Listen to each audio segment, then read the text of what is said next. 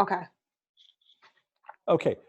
So there's two things that I want to bring up here, Sirena. And the first one is, like, people look at entrepreneurs like they're these great people. They're born somehow with some weird abilities. They can't quite figure it out. You know, they're gifted, or they're creative, or they're just passionate, or whatever. In my analysis, in my, interviewing hundreds of these underdogs, the simple thing that distinguishes the entrepreneur from the non-entrepreneur is a compelling goal. Yeah. And that's a choice. Like, you can decide to have a compelling goal. You can decide not to. I mean, it's at the end of the day, it's a choice. You don't need money to have a compelling goal. Right. You don't need an MBA. You don't need to have an 140 IQ. You don't need any of that. Right. And what makes a goal compelling? Well, it's got to benefit other people. That's interesting. That's built into us. Yeah. That's not, it's just a do-gooder. No, we're hardwired to do that. Right? Yeah. Yeah. It's how you tap into the highest level of motivation. Right. By doing something that benefits other humans. That's established in the literature. Okay. Now, so you have a compelling goal. That's the beginning. That's kind of the foundation of the Ice House thing, right? Like, what are you aiming for? I mean, that's the question you want to be asking people. That's it. What the hell are you aiming for? Oh, I want to get a new jet ski. Okay, wait a minute, Exactly. Hold on a second here. Like, if you're not aiming for something, like, what the hell? Right? Yeah, and then once you get the jet ski, then what? Then what? Right? And so that's not really a compelling goal. Right. Right? So then you're going to need a bigger jet ski. And then you're going to need a new car. And that's the hedonic treadmill. It's just never ending. But so you got to have a compelling goal, right? And now that's the foundation of Ice House. That's number one. That's choice. Like, that's what separates us right there. Like, that's Viktor Frankl. We have the power to choose the way we respond to any circumstances. Exactly. COVID-19 being one of them. Right. Now, the other end of it is our ability to persist in the pursuit of that goal, that compelling goal, right? Yeah. And so what enables us to persist, and this is, this is not just me trying to be Tony Robbins, this is in the psychological literature, it's the self-talk. Yeah. It's your self-talk. Like, are you optimistic or are you pessimistic, right? That's the difference. That's where resilience comes from. And if I listen to you for 2 minutes, Sirena, it's in your self-talk. Yeah. And that's what we need people to help people understand. It's like, what are you telling yourself when you're fumbling around in the dark, in the shadows, and it's not clear to you what's coming next? Yeah. Are you telling yourself, like, I'm no good, I'm not smart enough, that was a one-off, I'm not, whatever. Or you're telling yourself, I got to find a way, I may have told you, I interviewed this guy in South Africa named Frank Magwegwe. He was he was homeless in Johannesburg for like 9 months, living on a train station. And he had a basic primary education, but no university or anything like that. He was selling, a lady taught him how to sell like vegetables on a street corner, like little packets of like celery sticks that people could buy for like 25 cents on their way to work in the morning, And he learned how to do that, but every night he went to the library. This is like your doppelganger, right? He went to the library every night. He's still sleeping in a train station. He's like filthy dirty. He said, like, people on the street wouldn't even look at him. He went to the library every night. Librarian asked him one day, like, what do you keep coming to the library for? I'm trying to educate myself. She helped him get a scholarship. He wound up became a vice president of Deutsche Bank in South Africa. Wow. But he kept telling himself, this is one thing, I got this, and I interviewed him. He said, I always knew that I was good at something. Like he said, in that South African lilt, I tell myself I must be good at something. Right. Right? He had some kind of a positive self-talk that he was constantly playing in his mind. You can teach yourself how to do that. That's not necessary.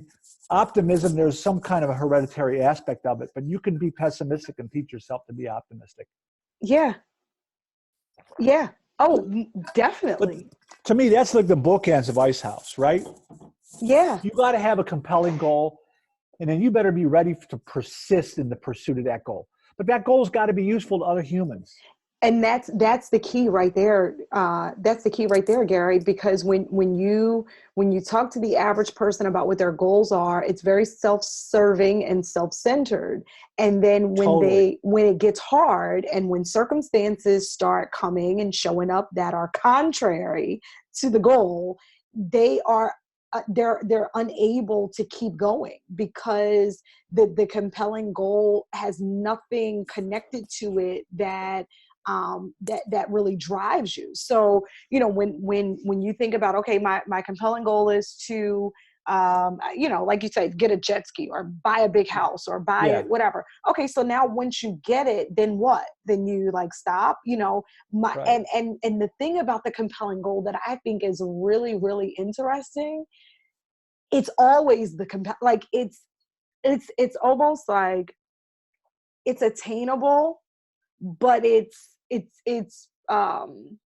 how would I It's explain right it? on the edge, like right on the edge of your reach, you mean? Yeah, it's like on the edge of your reach, and it's almost like so for me, if my one of my goals, you know, one of my things that, and I say it all the time, you know, when I work with people, I want to see you, you know, I want to see you use every gift, talent, skill, and ability that you have. Like, I don't want you to die holding on to all the gifts that you have. Like, Right. I want to see you show up for the people that are waiting for you.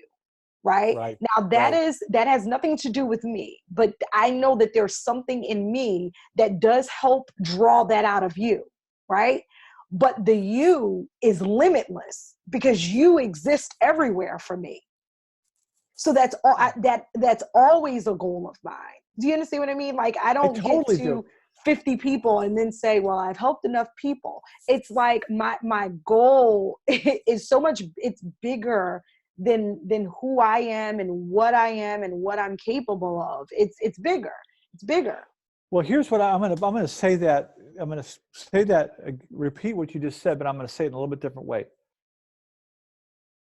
If you don't have a compelling goal, let's talk about what happens to a person in the absence of a compelling goal, Sirena.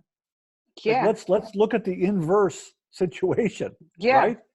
We become vulnerable. We're distracted. Social media, addiction, you know, materialism, the jet ski and the BMW, and you know, you just if you don't have a compelling goal, like the wheels are going to fall off the wagon very quickly, Oh yeah. right? Oh yeah. But here's another way to think about that. It's if in the absence of a compelling goal, you're going to suffer. Yeah. You're You're gonna be just not going to unhappy. have a great life. You're just not going to be fulfilled.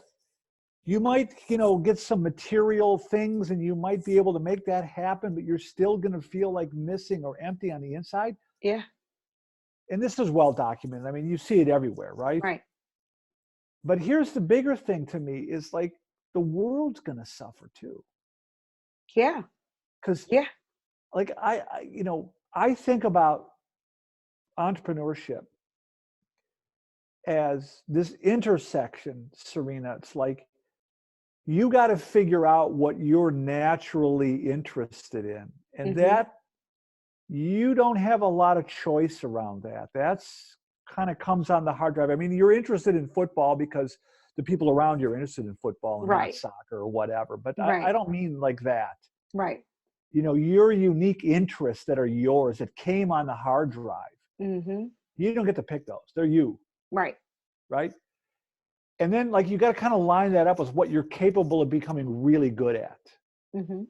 If you put those two spheres together, you have authenticity. Mm-hmm. And authenticity is the way that you escape competition. Oh yeah. You can't compete. Nobody can be Sirena as well as Sirena can be Sirena. Nobody. But Gary, this is and then here is the, oh my God. There are so many women that I talk to. This is the struggle right here because we get caught up in trying to be everything but who we already are.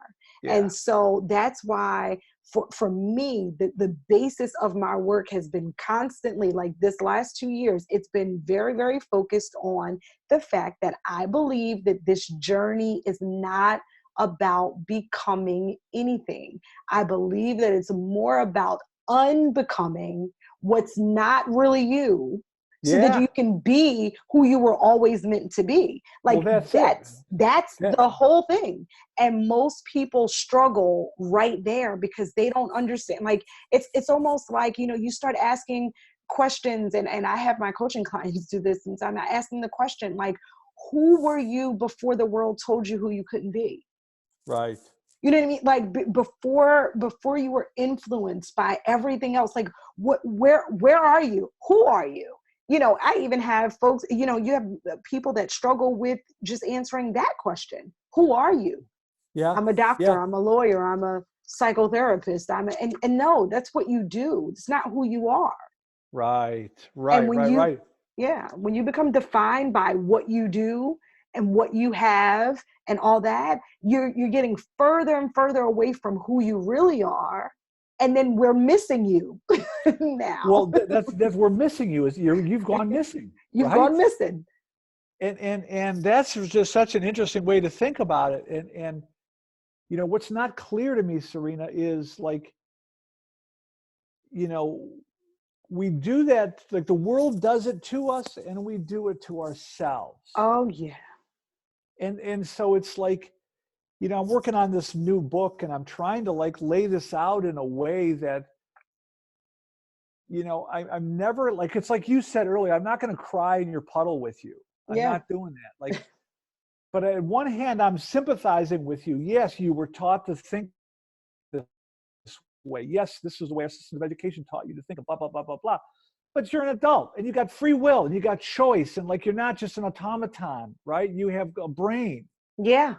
and you're making decisions. You got to take responsibility for those decisions that you made, right? Yeah.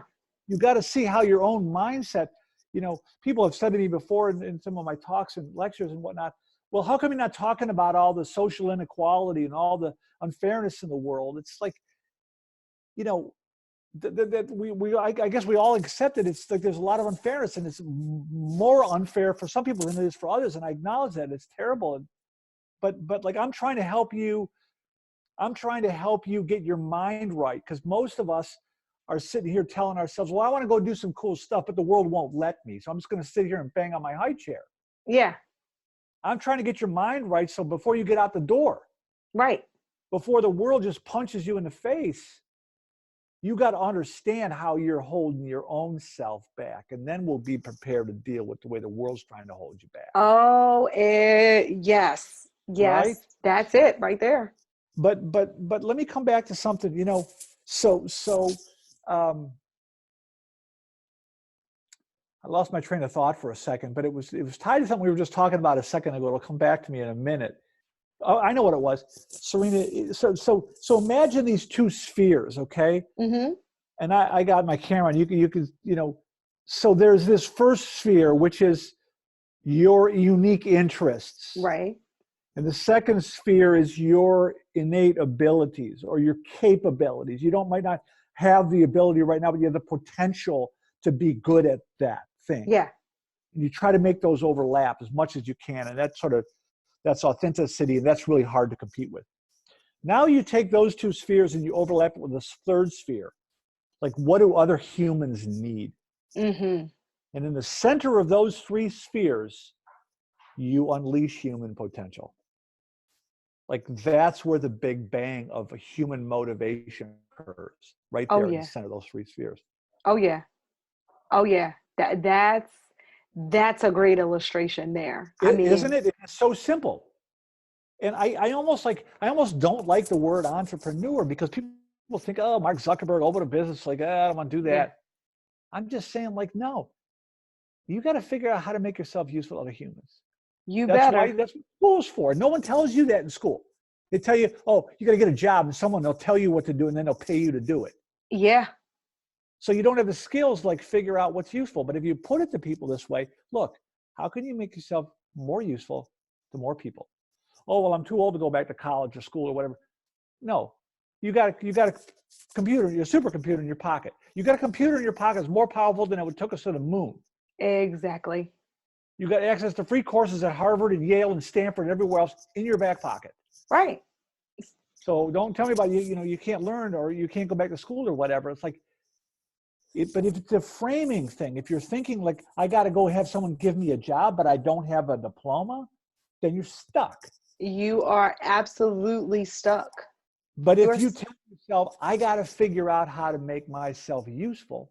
I told you the story, Sirena. I started in 1987, dead broke, unemployed, in debt, after failing in a business. I strapped a borrowed ladder on the roof of my 1972 Dodge Duster because I didn't have the money to buy a ladder. A friend of mine loaned it to me. And I went up into a wealthy neighborhood where I'm not from and offered to clean the leaves out of people's gutters. My theory was, you know, people live in nice homes, upper middle class, Shaker Heights, you know, it's like a fancy suburb of Cleveland. They might pay somebody $100 to climb up on a ladder and clean the leaves out of their gutters.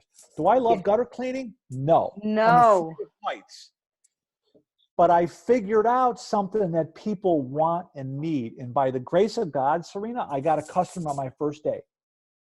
And I did exactly what I said I was going to do. I cleaned up after myself, made sure she was happy. I went out and did it again the next day.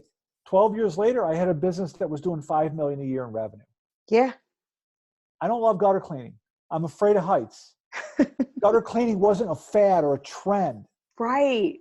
But it taught me how to fix. Because here's what happened, Sirena.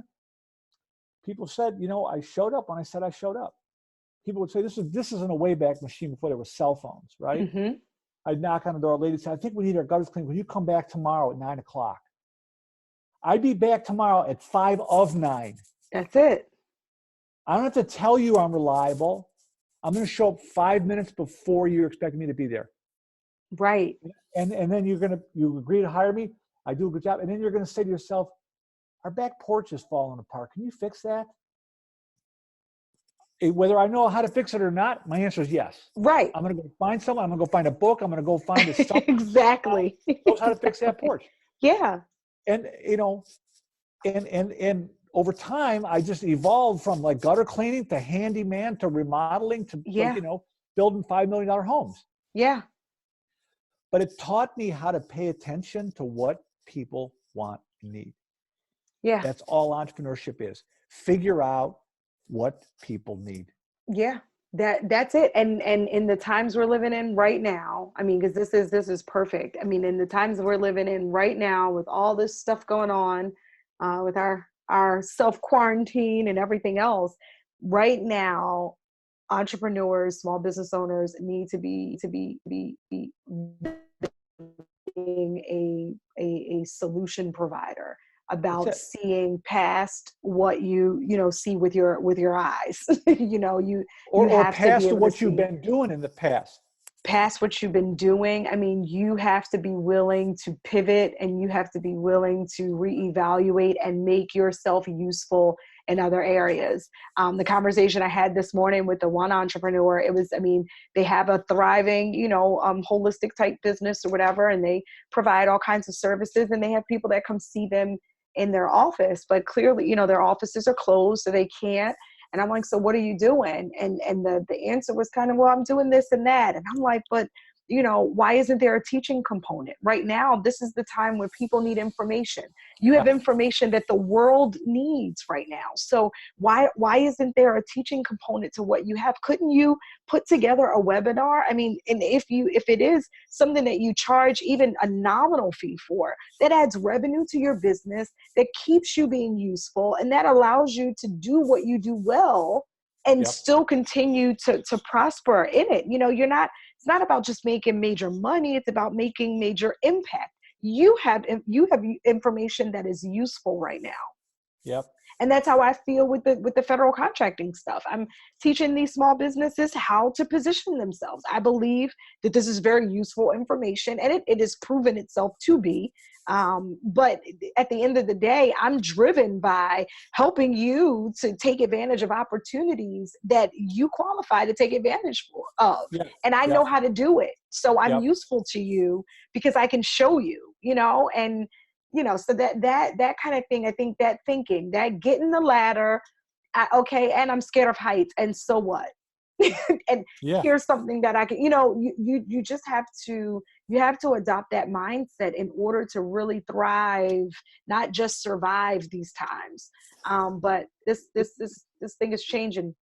It's like this, Serena. It's like, you know, discovery isn't, and somebody said this, Saint-Exupéry, the guy that wrote The Little Prince, I think he said, it's like, it's not about discovering new lands. Hmm. It's about seeing with new eyes. Right. And I think what you and I have been talking about for the last little while here is like, as crazy as things are right now, in this moment, the world is full of opportunities. Full of What it. you and I are trying to help people do is figure out how to see those opportunities, because that's what most of us haven't been taught to do. We haven't been taught how to recognize those opportunities. And it starts Yeah. with just like figuring out, what do other people need? You said it a minute ago. It ain't about you. It's not about you at all. It's about, what And I does your mean, neighbor need? What can you provide? What service can you provide for somebody? yeah, And it doesn't have to be, you know, a perfect matchup with your skill set and the needs. It's just like, start cleaning gutters and you'll something. find it, right? Right, right, right. Exactly.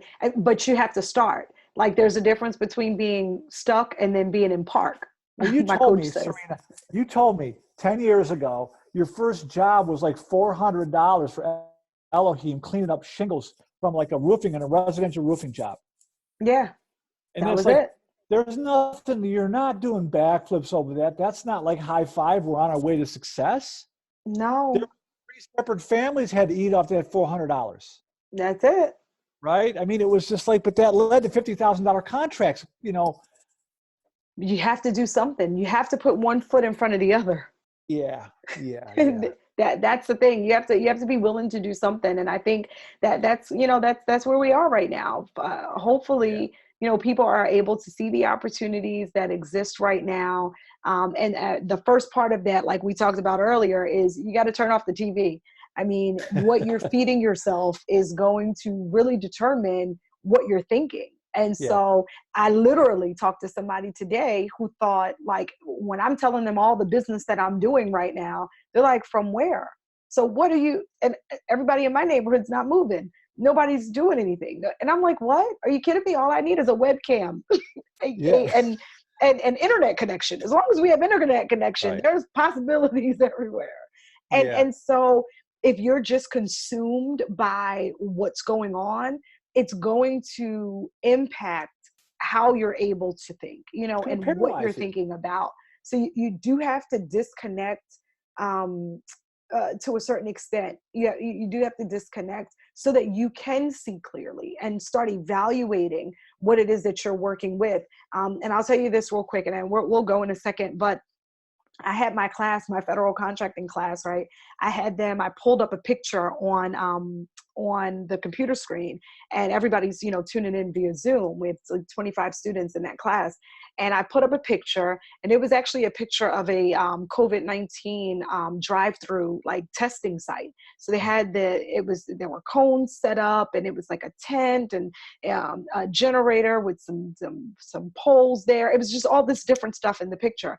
And I told them, I said, here's what I want you to do. I broke them into groups on Zoom, and I said, I want you to look at this picture. Tell me what opportunities you see.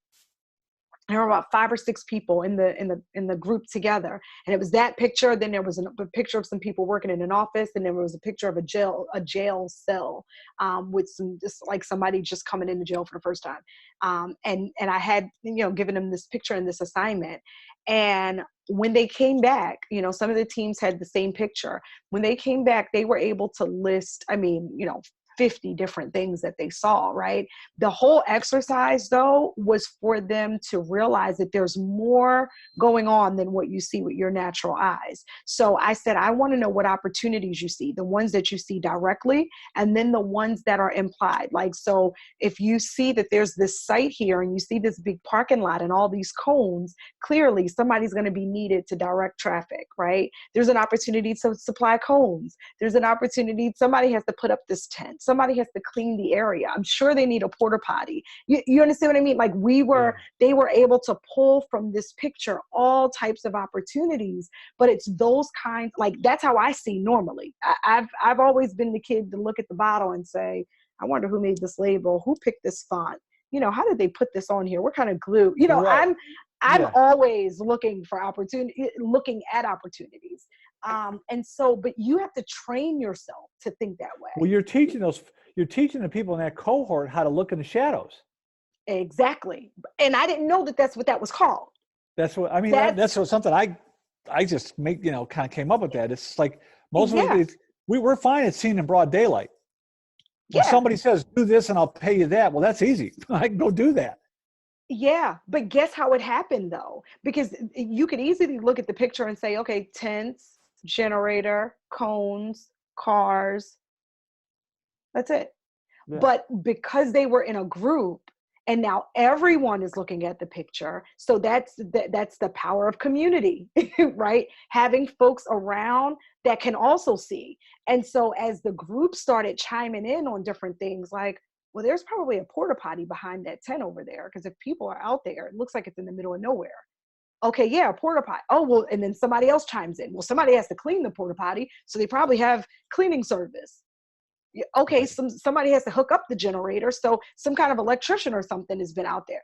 Do you understand? Like, and it was the community though that was helping to bring out all the different opportunities. So along with disconnecting from the things that don't serve you well and that are not helping you to come up with new ideas, along with that, you also need to be in a community of people who are challenging you, and challenging you to see beyond what you see with your natural eye. We'll see in the shadows or whatever. So you have to have that community as well. That's key. Well, and again, it's like exposure to other, like in more of those underdog stories you hear.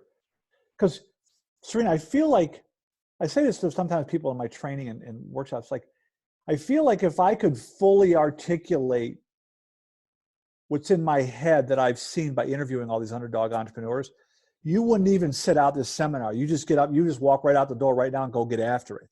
Yeah. But what I mean by that, Sirena, is like, people can't see the through line between some shitty little job cleaning up shingles in a front yard turning into $50,000 contracts. Right. They can't see that thread line. They can't see gutter cleaning leading to building $5 million houses. Right. Right. And if there's one, I'm just going to end with this, Sirena, coming back to the ice house. If there's three things that I could say that I've learned from interviewing the underdog entrepreneurs, if I could just distill it down to three things. The first one is you got to be looking for problems to solve. It's all about, you got to be looking, right? You got to be trying things. Micro experimenting. You got to experiment. You got to try lots of things. And if you're just going to try to come up with an idea, but you're not going to act on it, you're just going to try to figure it out, yes or no, and then move on, you're not going anywhere. You got to try stuff. And the third thing is you got to always be learning, always be learning. And I don't mean sit in a boring classroom with somebody like you can't even understand, giving you some drag lecture. I mean, you got to be learning from your experiments. You got to be learning from YouTube. You got to be taking courses online. You got to be reading stuff. You got to turn the TV off. Yeah. So the three things I'm just going to leave you with is you got to be looking, you got to be trying, and you got to be learning. That's it. That's it. I think that's a perfect ending. There it is. I mean, you've heard it. We have the man himself. The formula. The entrepreneurial mindset guru over there. So I thank you so much. I'm so glad we had a chance to have this conversation. I think this is really important information that people need, like right now. This is it. This is it. Sirena, I always love talking to you. This has been just a great conversation. Thank you. No problem, sir. No problem at all. I'm going to stop the recording